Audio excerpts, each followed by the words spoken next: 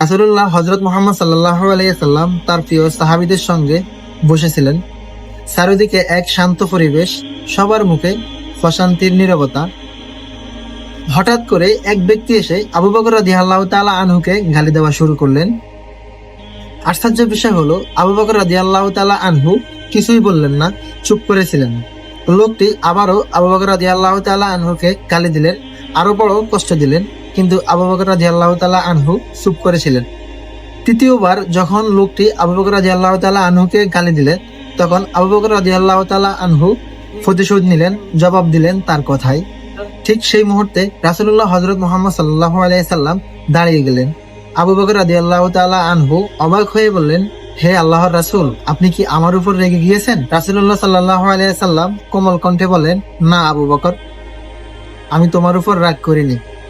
আবু বকর, প্রথম তুমি যখন চুপ ছিলে, তখন আল্লাহর পক্ষ থেকে তোমার পক্ষ হয়ে একজন ফেরেশতা জবাব দিয়েছিল।